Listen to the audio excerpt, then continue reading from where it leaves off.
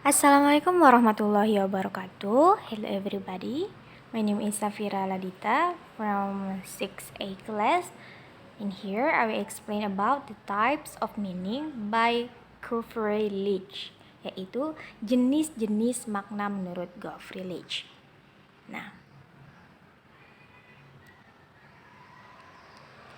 menurut Geoffrey Leach pada tahun 1981, terdapat 7 jenis makna, antara lain conceptual meaning, connotative meaning, social meaning, affective meaning, reflective meaning, collocative meaning, dan thematic meaning. Di sini adalah grafik dari 7 jenis makna tersebut. Di sini saya akan menjelaskan makna yang pertama atau jenis makna yang pertama itu conceptual meaning. Conceptual meaning adalah makna yang sesuai dengan arti yang ada di dalam kamus atau tidak dapat berubah. Makna konseptual juga dapat diartikan dengan makna logika. Nah, jadi conceptual meaning itu adalah makna sesuai logika kita dan tidak dapat berubah sesuai di kamus. Contohnya apa? Contohnya di sini ada cow, yaitu animal. Menurut dictionary-nya, cow ini adalah animal. Atau dalam bahasa Indonesia, sapi itu logikanya adalah hewan, seekor hewan. Itulah conceptual meaning. Selanjutnya ada connotative meaning. Connotative meaning adalah makna yang mencakup sifat-sifat putatif suatu referens karena sudut pandang yang dianut oleh individu, kelompok, dan masyarakat secara keseluruhan. Nah, jadi connotative meaning itu maknanya sesuai dari sudut pandang orang-orang tertentu atau kelompok-kelompok tertentu. Contohnya di sini ada woman, ada menurut sudut pandang seorang ada sari di situ dan ada jeans. Maksudnya di sini adalah ketika seseorang di India mengatakan woman atau memaknai kata woman, sebagian orang ketika memaknai kata tersebut mengatakan bahwa woman itu berkaitan dengan sari di India atau perempuan yang menggunakan sari pada zaman dahulu, konteks dulu. Tetapi ketika woman ini dikatakan pada present atau waktu sekarang di India, maka woman itu akan berubah menjadi jeans atau orang-orang perempuan yang menggunakan jeans. Selanjutnya adalah socio-stylistic meaning, yaitu makna yang disampaikan oleh potongan bahasa tentang konteks sosial penggunanya. Nah, jadi socio-stylistic meaning ini yaitu makna yang sesuai dengan sosial seseorang.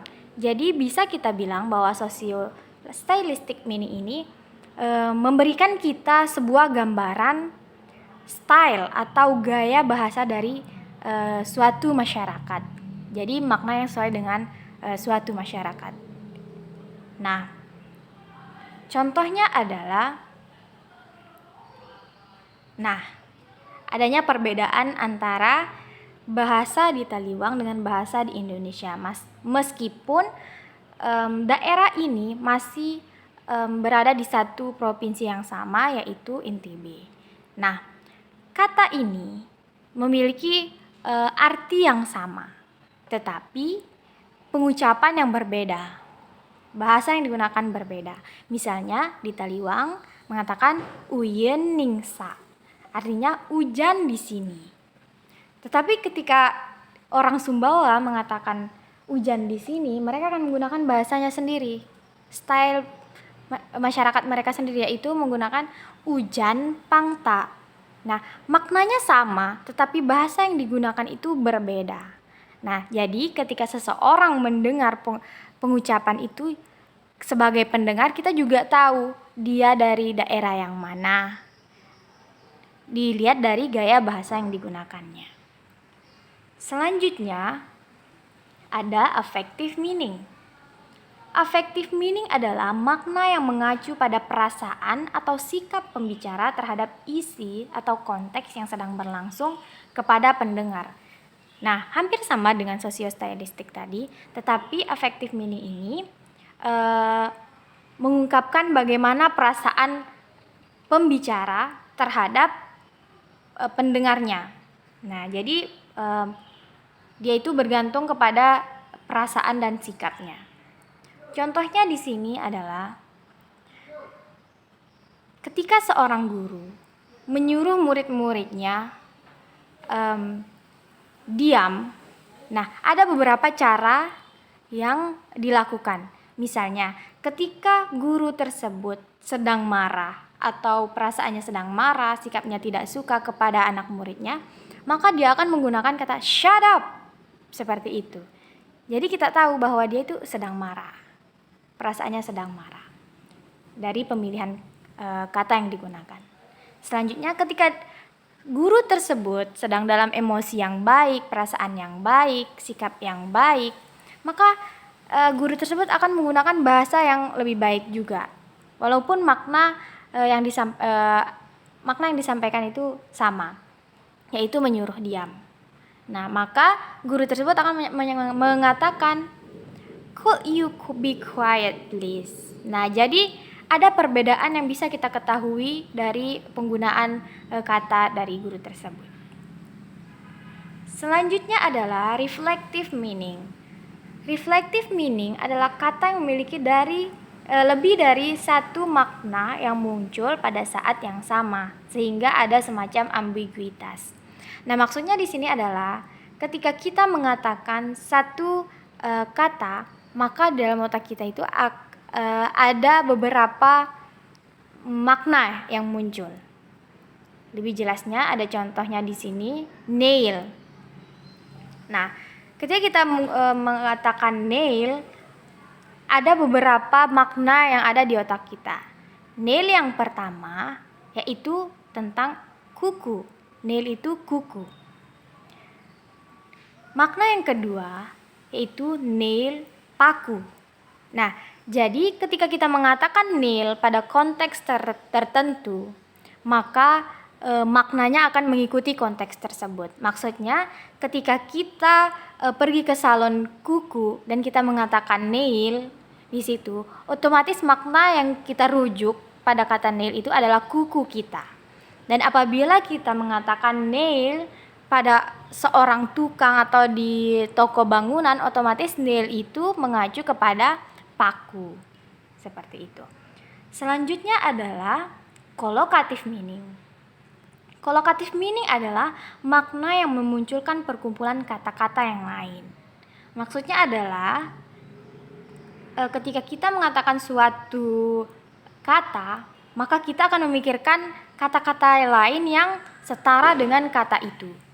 Contohnya di sini ada beautiful.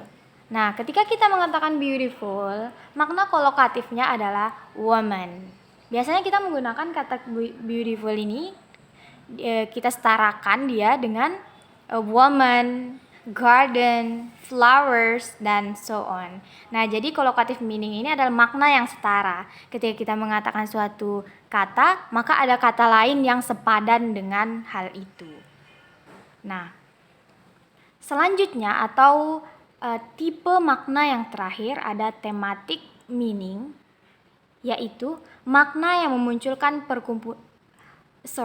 thematic meaning adalah penyampaian suatu kata oleh pembicara dengan cara yang berbeda tetapi memiliki arti yang sama tergantung apa yang ingin ditonjolkannya. Nah, contohnya di sini seperti kalimat active voice dan passive voice. Nah, makna dari kalimat aktif dan pasif ini sama, tetapi penekanannya yang berbeda. Misalnya, active voice atau kalimat yang aktif. Jihan give a smartphone. Berarti Jihan memberi sebuah smartphone. Itu bentuk aktifnya. Yang ditonjolkan di sini oleh pembicara adalah jihannya, si subjeknya, siapa yang memberikan smartphone itu. Nah, kedua adalah passive voice atau kalimat pasif. Nah, di sini ada the smartphone was given by Jihan. Nah, artinya sama, smartphone itu yang diberikan Jihan, tetapi yang ditekankan di situ adalah apa yang diberikan oleh Jihan. Maknanya sama, tapi penekanan yang berbeda. Disajikan dengan cara yang berbeda juga. Itulah thematic meaning. Oke, kita sudah berada di akhir slide. Mungkin itu saja beberapa penjelasan dari saya tentang 7 tipe makna menurut Geoffrey Leach. Jika ada salah kata, mohon dimaafkan. Wabillahi taufiq wal hidayah. Wassalamualaikum warahmatullahi wabarakatuh.